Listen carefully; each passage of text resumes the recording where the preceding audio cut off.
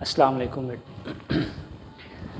Class 6 maths unit 10 basic concept of geometry.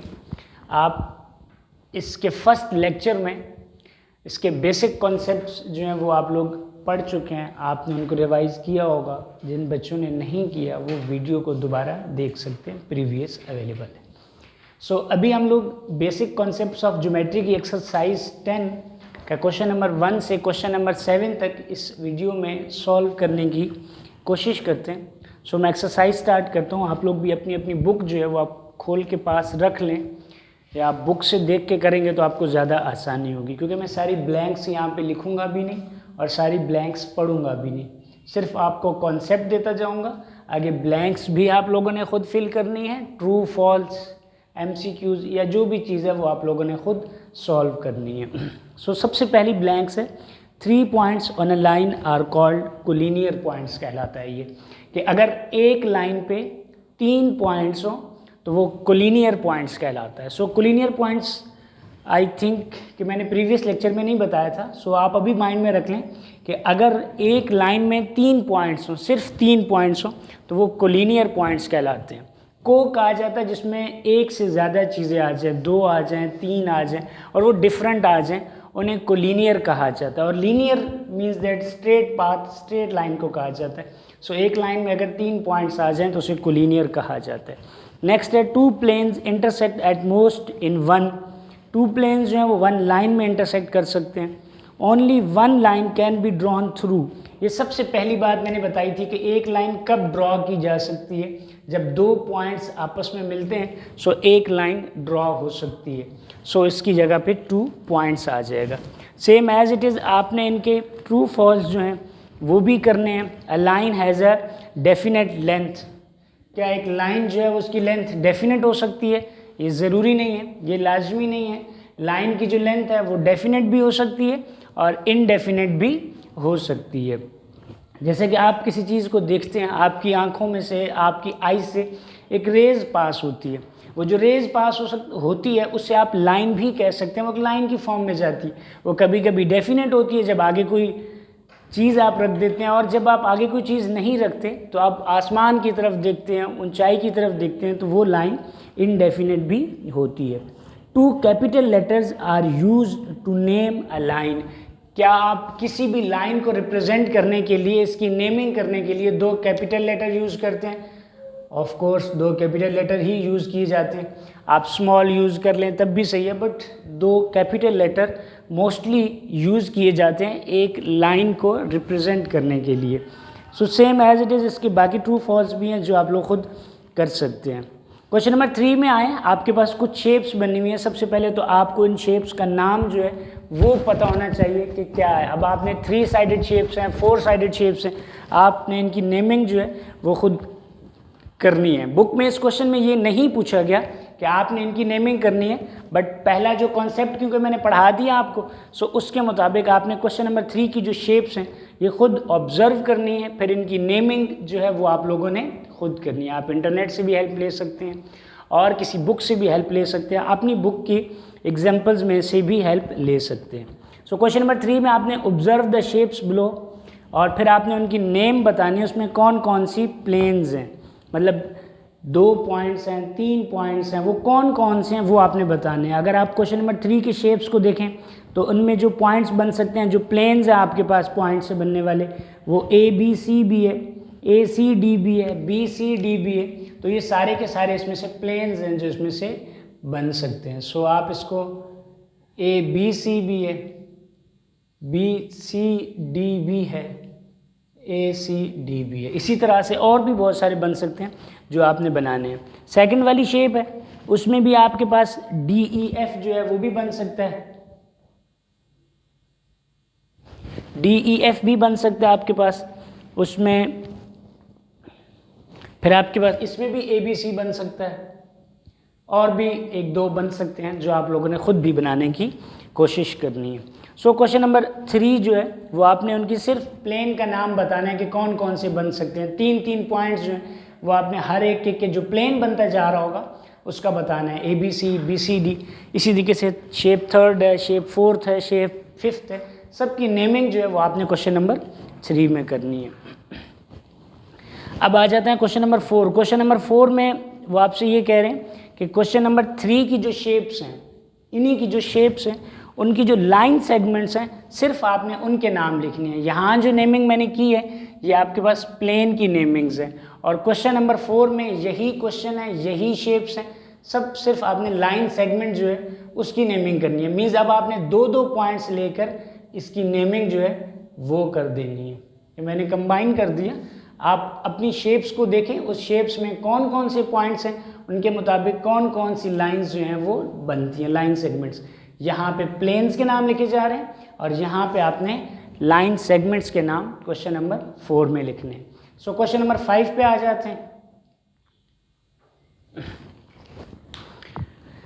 Question number 5 में आपके पास lines बनी हुई हैं, आपने जो है वो उनकी नेमिंग जो है वो देनी है। दोबारा वापस आते हैं पिछले वाले कॉन्सेप्ट पे, जो पिछली वीडियो के लेक्चर में सबसे पहले मैंने आपको लाइन बताया था, लाइन सेगमेंट बताया था, फिर रे बताया था। वो तीनों को आप अगर गौर से देखें और इस क्वेश्चन नंबर 5 को देखें तो डबल साइडेड एरो है, तो ये आपके पास 5 का जो पार्ट 1 है ये आपके पास लाइन कहलाएगा। नंबर 2 जो है वो वन साइडेड एरो है, वन साइड एरो है उसका, आप उसको एरो भी कह सकते हैं, आप उसको रे भी कह सकते हैं। थर्ड वाला जो है वो भी सेकंड एंड थर्ड दोनों सेम है, only directions are opposite. Third and fourth का जो इसका पार्ट है उसमें 2 पॉइंट्स हैं ओनली, तो आप इसको लाइन सेगमेंट भी कह सकते हैं।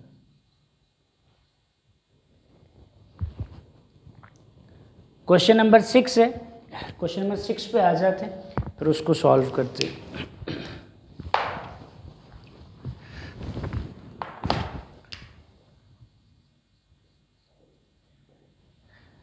एक्सरसाइज सॉल्व करते हुए पहले आपको प्रीवियस वीडियो को गौर से देखना है, उसको गौर से सुनना है, समझना है, फिर आकर आप लोग इस एक्सरसाइज को सॉल्व कर सकते हैं। सारी MCQs बेस्ड शॉर्ट क्वेश्चंस की एक्सरसाइज है। आपने सिर्फ सर्च करना है कि रे कौन सी है, प्लेन कौन सा है, लाइन कौन सी है, लाइन सेगमेंट्स कौन सी हैं, ये शेप्स कौन सी हैं, एक लाइन पे कितने पॉइंट्स बन सकते हैं, एक रे पे कितने पॉइंट्स बन सकते हैं, कितने पॉइंट से एक लाइन बन सकती है। ये सारे बेसिक कॉन्सेप्ट्स हैं जिनकी बेस पे ये क्वेश्चंस हैं। आप बुक की डेफिनेशंस को भी स्टडी करें, उनकी एग्जांपल्स को भी स्टडी करें, देन फिर आप ये वाली एक्सरसाइज सॉल्व कर सकते हैं। सो क्वेश्चन नंबर 6 पे आ जाते हैं। क्वेश्चन नंबर 6 में पहले वाले पार्ट में आपसे कह रहा है कि how many points are there on a line, कि एक लाइन है उस पर कितने पॉइंट्स बन सकते हैं। ये एक लाइन है, इस पर कितने पॉइंट्स बन सकते हैं। सबसे पहला जो कॉन्सेप्ट था कि 2 पॉइंट से एक लाइन बनती है। जब एक लाइन बन जाती है उस लाइन पे बहुत सारे पॉइंट्स जो हैं वो बन सकते हैं। आप एक पॉइंट यहाँ पे भी बना लें, एक यहाँ पे बना लें, एक यहाँ पे, एक इसके अंदर, एक इस पॉइंट के अंदर भी बना सकते हैं। मीन्स दैट कि अगर ये पॉइंट लाइन जो है वो 1 से लेकर 2 तक है, सो आप ये सोचें कि 1 से लेकर 2 तक के दरमियान कितने नंबर आ सकते हैं। इतने नंबर आ सकते हैं जितने पूरे नंबर सिस्टम में होते हैं। मींस मैं आपको एग्जांपल देता हूँ, थोड़ा सा आगे चल के 1.2 आएगा, फिर यहाँ पे 1.5 आएगा, फिर आप इसी को सोचें 1.56 आ जाएगा, 1.57 आएगा, यहाँ पे चलते चलते ऐसे आपके पास यहाँ पे जो है वो 1.8 आ जाएगा, 1.89 आ जाएगा, 1.90 आ जाएगा, ऐसे ऐसे चलते चलते ये नंबर आगे चलता रहेगा। सो 1 से लेकर 2 के दरमियान इतने ज़्यादा नंबर होते हैं जितने पूरे नंबर सिस्टम में होते हैं। So same as it is एक लाइन में इनफाइनाइट नंबर ऑफ पॉइंट्स होते हैं। इस एक लाइन में इनफाइनाइट नंबर्स होते हैं, इनफाइनाइट पॉइंट्स होते हैं। सेम एज इट इज़ जैसे 1 और 2 के दरमियान कंप्लीट नंबर सिस्टम जो है वो एग्जिस्ट करता है। सो पहले वाला जो पॉइंट था वो ये है, how many lines can be drawn through a given points, के एक पॉइंट से कितनी लाइंस रिप्रेजेंट की जा सकती हैं। ये पॉइंट है, वैसे जब 2 पॉइंट्स आपस में मिलते हैं तो फिर एक लाइन बनती है। अब एक पॉइंट है, इसमें से कितनी लाइंस जो हैं वो निकल सकती हैं, कितनी क्रॉस हो सकती हैं, कितनी ड्रॉ हो सकती हैं। अगर आप गौर से देखें तो इससे ये लाइन भी ड्रॉ हो सकती है, लाइन ऐसे भी ड्रॉ हो सकती है, लाइन ऐसे भी ड्रॉ हो सकती है, ऐसे भी ड्रॉ हो सकती है, ऐसे भी ड्रॉ हो सकती है। हर डायरेक्शन में, हर तरफ से, हर साइज़ की, हर एंगल की जो लाइन है वो यहाँ से ड्रॉ हो सकती है। सो एक पॉइंट से इनफाइनाइट नंबर ऑफ लाइंस जो हैं वो ड्रॉ हो सकती हैं या ऐसे ड्रॉ की जा सकती हैं। सो ये इसका सेकंड है। थर्ड पॉइंट है इसका, how many lines can be drawn through two given points, कि अगर दो गिवन पॉइंट्स हैं उनमें से कितनी लाइंस ड्रॉ कर सकते हैं। ये हमारा पहला और बेसिक कॉन्सेप्ट था कि दो पॉइंट से सिर्फ एक ही लाइन ड्रॉ की जा सकती है। सो इसके पार्ट 3 में only one line can be drawn through a two given points. So question number 7 जो है उस पर आ जाते हैं।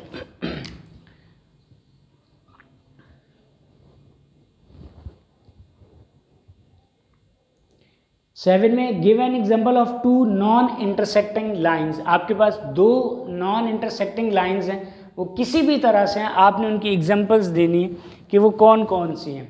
सबसे पहले इंटरसेक्टिंग का कॉन्सेप्ट मैंने आपको समझा दिया था कि अगर एक लाइन ये है और ये इसको कट कर रही है, सो इट मीन्स दैट ये इसको इंटरसेक्ट कर रही है, जिससे मैंने बाइसेक्ट जो है वो आपको थोड़ा सा उसमें स्क्वायर की शेप में समझाया था। ये लाइन है, ये इसको यहाँ से भी कट कर सकती है, ये लाइन है इसको यहाँ से भी कट कर सकती है। दो लाइंस आपस में जब एक दूसरे को कट करती हैं सो उन्हें इंटरसेक्टिंग लाइंस कहा जाता है, और जिस पॉइंट पे वो इंटरसेक्ट करती हैं उसे पॉइंट ऑफ इंटरसेक्शन कहा जाता है। सो अभी हम लोग इसके एग्जांपल्स करते हैं कि आपने इसके पास कितनी लाइंस बन सकती हैं। सबसे पहले तो जो मैंने आपको कॉन्सेप्ट बताया था कि जब दो लाइंस, आप अब ये ख्याल कीजिएगा कि इसमें जो लाइंस हैं वो इंटरसेक्ट नहीं करनी चाहिए, वो लाइंस इंटरसेक्ट नहीं होनी चाहिए। मींस आपके पास दो लाइंस ऐसी भी हो सकती हैं, दो लाइंस ऐसी भी हो सकती हैं, दो लाइंस ऐसी भी हो सकती हैं, दो लाइंस ऐसी भी हो सकती हैं। हर टाइप की जो डायरेक्शन है वो इनसे क्रिएट की जा सकती है। सो मैं इसे ज़रा प्रॉपर तरीके से सॉल्व करता हूँ, आपको ज़्यादा बेहतर समझ जाएगा। फर्स्ट ऑफ ऑल आपको इंटरसेक्टिंग एंड नॉन इंटरसेक्टिंग आपके दिमाग में आ जाना चाहिए, फर्दर मैं इसको सॉल्व कराता हूँ। सबसे पहले जो बात मैंने आपको बताई थी कि अगर दो लाइंस इंटरसेक्ट करती हैं तो एक एंगल बनता है। अब ये जो एक एंगल बनता है ये 90 डिग्री का है, और जो एंगल 90 डिग्री का होता है उसे राइट एंगल कहा जाता है। सो इनका नाम जो है वो राइट एंगल बन जाएगा, क्योंकि जब दो लाइंस आपस में मिलती हैं तो वो एक एंगल क्रिएट करती हैं, उसे राइट एंगल कहा जाएगा। अब नेक्स्ट जो बात मैं बता रहा हूँ कि अब जो नेक्स्ट दो लाइंस आपस में मिलेंगी वो 90 डिग्री के लेस से जहाँ कहीं पे भी जैसे भी बनेंगी दो इनकी शेप्स, वो एक्यूट एंगल कहलाएगा। मीन्स कि अगर इसके बाद ये ऐसे मिले, अगर इसके बाद ये ऐसे मिले, या अगर इसके बाद ये ऐसे मिलती हैं, ये तीनों जो हैं ये इसी एरिया के अंदर बिलोंग करती हैं, ये तीनों शेप्स। तो ये तीनों की तीनों एक्यूट एंगल कहलाएंगी। सो इसकी जो सेकंड एग्जांपल है वो एक्यूट है।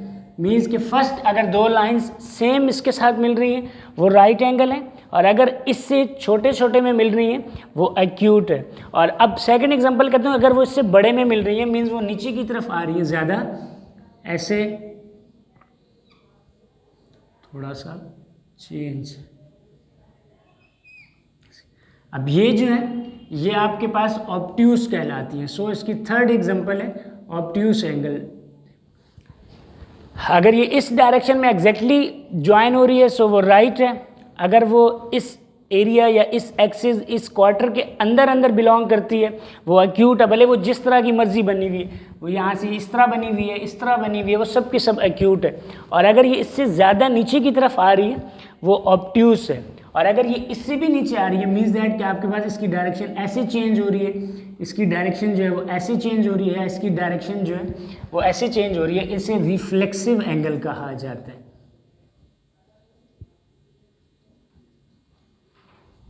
दोबारा फिर से मैं आपके माइंड में जो है वो इसका कॉन्सेप्ट लाता हूँ। अगर ये दो लाइंस हैं, ये राइट एंगल ट्रायंगल कहलाता है, जहाँ पे 90 डिग्री का एंगल बनता है। अगर ये 90 डिग्री से ऊपर का छोटा एंगल है, लेस देन 90 डिग्री कोई भी एंगल है, उसे एक्यूट एंगल कहा जाता है। Less greater than 90 degree and less than 180 degree so उसे ऑब्ट्यूस एंगल कहा जाता है। And greater than 180 degree and less than 360 degree सो उसे रिफ्लेक्सिव एंगल कहा जाता है। रिफ्लेक्सिव मीन्स दैट कि रिफ्लेक्स होकर वापस आ जाता है। एक ये स्ट्रेट लाइन है, लीनियर लाइन है, आपके पास ऐसी भी चीज़ और फिर ऐसी भी चीज़ है, उसे रिफ्लेक्सिव कहा जाता है। तो ये दो लाइंस जब आपस में मिलेंगी तो इतनी डिफरेंट टाइप्स की एग्जांपल्स बनेंगी। ये एग्जांपल बने उसे भी एक्यूट कहेंगे, ये बने उसे भी एक्यूट कहेंगे। मीन्स के 90 डिग्री से छोटी कोई भी बनेगी सबको एक्यूट कहा जाएगा। 90 डिग्री से बड़ी कोई भी बने उसे ऑब्ट्यूज कहा जाएगा। 90 डिग्री की कोई भी बने उसे राइट कहा जाएगा। सो अगर 180 डिग्री से बड़ी बन जाती है सो उसे रिफ्लेक्सिव कहा जाएगा। 180 का भी कॉन्सेप्ट दे दूं, ये 0 degree, 90 degree, 180 degree, 270 degree and last one round complete, evolution complete at 360 degree. So 360 पे इसका एक साइकिल, एक रेवोल्यूशन जो है वो कंप्लीट हो जाता है। सो इस शेप वाली एंगल जो है वो एक्यूट है और ये चीज़ जो है ये राइट है, फिर ये वाली ये ऑब्ट्यूस है और फिर इससे ऑनवर्ड जितनी भी हैं वो सब की सब रिफ्लेक्सिव कहलाती हैं। सो आपके क्वेश्चन नंबर 1 से क्वेश्चन नंबर 7 तक मैंने सॉल्व करा दिए। आप इसकी प्रीवियस लेक्चर भी देखिएगा, एक्सरसाइज से पहले जो एग्जाम्पल्स डेफिनेशंस दी हुई हैं आप उनको भी स्टडी कीजिएगा। इंशाल्लाह ये वाली एक्सरसाइज आप लोग खुद सॉल्व कर सकते हैं। सो आज के लिए इतना ही काफ़ी है। अल्लाह हाफिज़।